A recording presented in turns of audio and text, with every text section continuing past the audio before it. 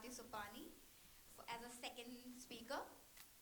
Suriati was born and raised in Singapore, where she last worked in research and policy making. In the last 10 years in Norway, Suriati has had to recreate her identity, transforming herself into an entrepreneur and an author. In addition to organizing Her Story Conference Norway, she runs a diverse string of business in travel, fashion, and public speaking. Please welcome on the stage SuriatiSupani.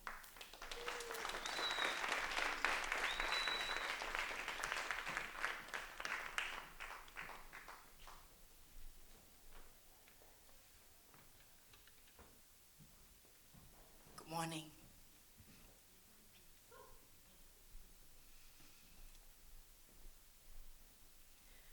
From Singapore to Norway, I came from the forest of buildings, tall skyscrapers, to mountains over here. In Singapore, life is good. I had a very good, stable job. I was earning good money. Life was okay, stable. And then, I fell in love with a Norwegian Viking, packed my bags, got married, moved to Norway, and all hell broke loose. Nothing could have prepared me for the life in Norway. It felt like I was writing with my left hand. Everything felt very uncomfortable, from the language to the people, to the place, to the weather. I had to restart. After learning the language, after finish what we call prøvetre, back then, I realized that I was not getting anywhere. I could not get a job that complemented my skills. Altogether, I believe I have applied for about 300 positions, all in all, could be even more. With each and every job application that I received a no, it chipped away on my confidence. And from a position whereby I had 20 staff whom I was in charge of, from a position whereby I was working with government bodies closely and working with members of parliament, ministers closely, I felt like I was reduced to nothing.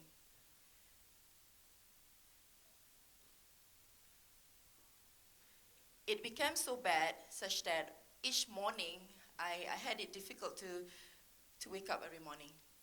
Sure, I have a loving husband. I have a great families in Singapore and Norway. But I realized that I have attached my identity to a job. And without a job, I felt I was nothing. I had no self-worth. And that was like a big aha moment for me. And then I knew I had to do something. But still, I was there. My confidence was crushed. And it's interesting that circumstances can really, really change your attitude, your mind. It may not be true. What happens around me does not dictate, it should not affect how I feel, how I value myself, but it did. Such that it became very difficult for me, and I slept a lot. I remember I slept a lot, a whole day. And each time when the boys went to school, I would sleep pretty much the whole day until at about 2, I'll wake up in the morning and start cooking. Because I had no reason, I had no purpose, and I had no reason to get up. One fine day, I decided that I have to put a stop to this. I'm done with being sorry for myself, and I was done with putting the blame on others. I was not going to blame the husband for bringing me to Norway. I stopped blaming on the Norwegian companies who refused to take me in. I stopped blaming on everybody, and I took it all on myself. And that's when I learned to regain control of my life. And I started searching. I worked on myself. I decided to contribute my services to a women's organization for free, and I was helping them with their marketing for a whole year. And I had to learn from scratch. I had no idea what was social media at that time, so I learned everything from scratch. And one thing led to another. Through the connections from that organization, I landed into a incubator program for foreigners, for people who wanted to start businesses. And fast forward, I'm proud to say that I'm a proud entrepreneur. I'm a proud women entrepreneur.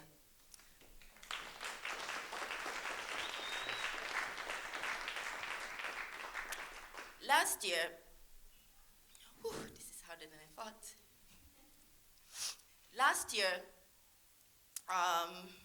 there came up news of a young newscaster in Singapore who got a certain disease which left him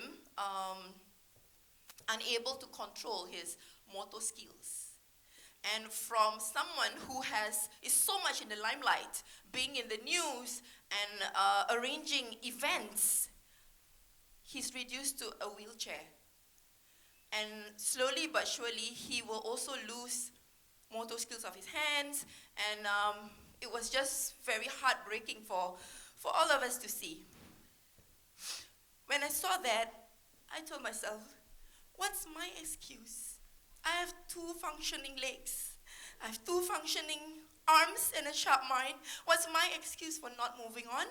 And what's my excuse for not making a bigger difference?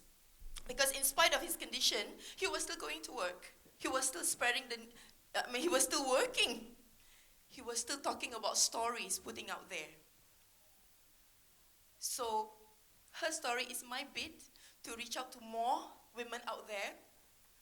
I was one of those who was searching, was in the dark and depressed. And I hope that all of us speakers will serve as like angels. I see you guys as angels. Angels going out there, nudging at someone, trying to reach out at someone and gonna say, hey, let me help you. And I hope this is what's gonna happen today and moving forward. When we are suffering, there are people around us who probably could be suffering even more. It's very painful for them to see us go through that. And I know that I think my husband probably felt lost. He had no clue how to help me. He didn't really have a very big network. He just wants me to be happy. And I remember one day he told me, so you're not happy, huh? I said, no, I'm happy, I'm okay. You know, I'm taking care of the boys, and there's you, and then we do this and that. I'm all right. I was going through motion. But deep down inside, I was dying. My spirit was dying. So I need you to do me a favor. Today when you go home, all those of you who has been going through certain challenges in life, it was whatever bad patch that you have gone through, I need you to do me a favor. Go home and give this person a hug and say, I appreciate you. Because as tough as it is for us to go through it, it's much tougher for those others who are around us. So my husband doesn't really know why he was here today. So I'm going to end by saying, thank you so much for riding the waves with me. This one's for you.